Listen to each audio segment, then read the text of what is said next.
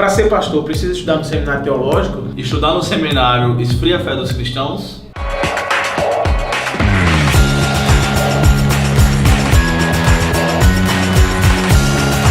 Eu sou Edivaldo Filho, já estudei no seminário teológico e eu sou professor da Escola Bíblica hoje. Eu sou Bruno César, sou professor da Escola Bíblica hoje e gostei tanto de estudar no seminário que virei professor lá. Para ser pastor, eu sou pastor e eu tenho um diploma de teologia, mas tem muita gente que eu conheço, e aí que talvez você conheça também, Bruno, tu conhece, que é pastor, exerce realmente ministério pastoral e não tem diploma de teologia.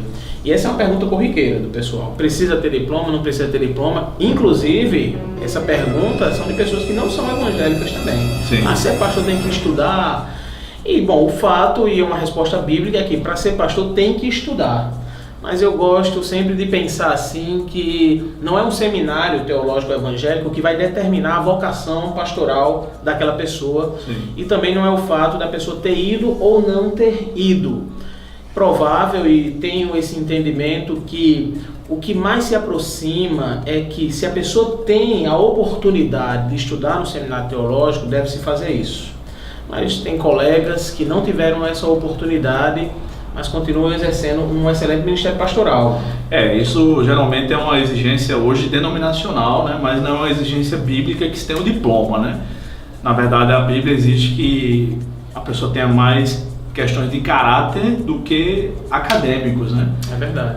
E nessas questões de caráter, por exemplo, 1 Timóteo capítulo 3, ela vai dar uma lista ali de muitas evidências que o pastor, né, deve ter.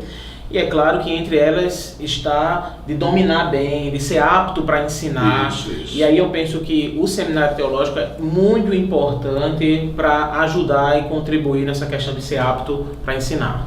Hoje em dia há seminários e seminários, né? A palavra seminário significa sementeira e surgiu no contexto católico romano do século XVI, onde cada semente seria plantado numa nova igreja católica.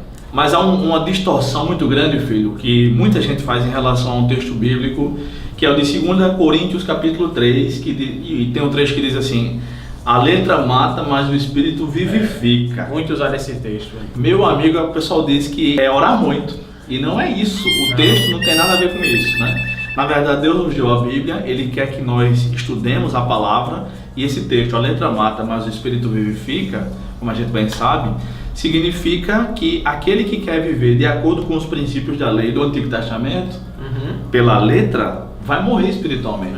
Não segue. Mas quem quer viver pelo Espírito Santo, vai viver espiritualmente para com Deus. Tem nada a ver de estudar muito. Verdade. E o seminário não esfria a fé de ninguém. Agora, há seminários que são de cunho liberal, Sim. Há seminários que não acreditam que a Bíblia é a palavra de Deus, e esses eu não recomendo que sejam procurados. E um bom seminário, ao contrário, em vez de esfriar a fé, vai nos fazer fundamentar ainda mais aquilo e as convicções que nós temos. E com bons professores que creem na Bíblia como a palavra de Deus, como é a proposta do nosso canal aqui, é aquilo que nós acreditamos, eles vão nos ajudar ainda mais, eu penso, de ter uma fé correta. E o maior seminário da igreja é a Escola Bíblica. Escola Bíblica, então deve-se participar, deve estar sendo atuante na Escola Bíblica e se pedir dos professores, né, para se dar o melhor, se preparar naquilo que você pode. Também nós temos hoje muito material perto da gente, cursos online, né? Inclusive o canal Escola Bíblica em pouco tempo vai estar disponibilizando também. Sim. Então a gente tem muita coisa perto da gente que pode contribuir para o estudo teológico que vai além do prédio do seminário, correto? E como você vê, filho, como deve ser a relação entre o seminário teológico e as igrejas? No envio do seminarista, no tratamento deles, como deve ser isso? Cara, nós aqui que fazemos o canal EBH nos conhecemos há mais de 10 anos, né? Bruno e eu, a gente já se conhece há mais de 20 anos. E nós estudamos no seminário no mesmo período, não é? Sim. E nós hoje... Graças a Deus não foi no mesmo seminário, né? Vivemos esse privilégio. E nós conseguimos perceber algumas coisas e talvez equívocos das igrejas e do tratamento da igreja local com o seminarista. Sim. Algumas vezes uma exigência muito grande e certamente tem algum seminarista assistindo aqui, e eu não sei como você se sente com relação à tua igreja e ao tratamento que tua liderança te dá e a tua igreja te dá. Sim. E algumas outras vezes não sei como você poderíamos pensar. Um descaso. Deixa pra lá, é só um seminarista. Eu penso que é muito importante equilibrar isso. O seminário, ele é um local de preparo. Sim. Então deve-se, com certeza, o seminarista na igreja local, colocar o cara para trabalhar, colocar a menina que está fazendo para trabalhar, mas também identificar e não cobrar além dos dons e talentos que aquela pessoa tem para trabalhar, mas aperfeiçoá-los. Eu penso que seria uma sensibilidade da igreja. Sim, tem igreja que, porque paga a mensalidade do camarada, quer que o cara faça tudo na igreja, quer que o cara cobre o escanteio e cabeceie. Isso não é bíblico, né? Isso é uma exploração. Por outro lado, filho, também tem seminarista que acha que não deve satisfação nenhuma à igreja no período que está estudando, né? Tem esses extremos. Isso também não é verdade. Você deve saber valorizar o dinheiro dos irmãos que ofertam, que dizimam, que vai para a mensalidade do seu seminário, vai para pagar o seu curso. Enfim, deve tratar com respeito. Você é seminarista, você tem uma responsabilidade. E você deve prezar por essa responsabilidade. Aquilo que você está aprendendo não está lhe fazendo, não deve servir para você ser melhor do que os outros, mas ao contrário, para que você possa servir a igreja da melhor maneira possível. Eu tenho um recado para você que paga seu próprio curso no seminário e não acha que não deve satisfação à igreja. Isso não é verdade. Como cristão, você deve congregar, deve prestar satisfações à sua liderança, ao seu pastor, enfim, aos irmãos da sua igreja. Mas tem um cuidado também muito interessante que o seminarista, de maneira geral, o teólogo, deve ter com o seu próprio coração. A Bíblia diz para a gente guardar o nosso coração, né, filho?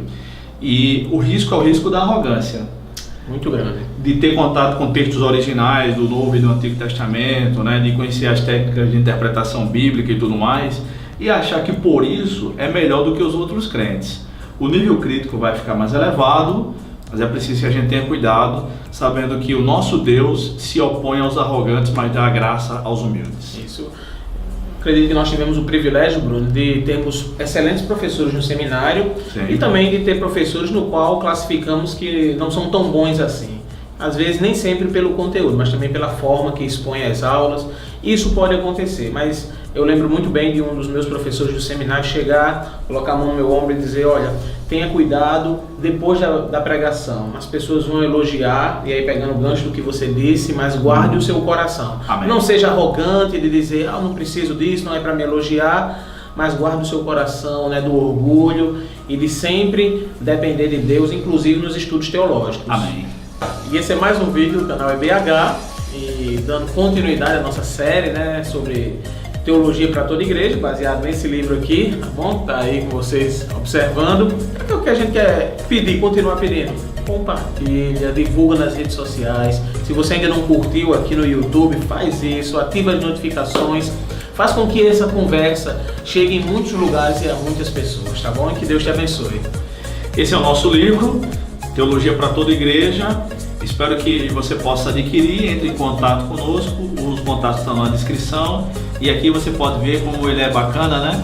Ele é interessante, a capa bem mais bonita, e que Deus te abençoe.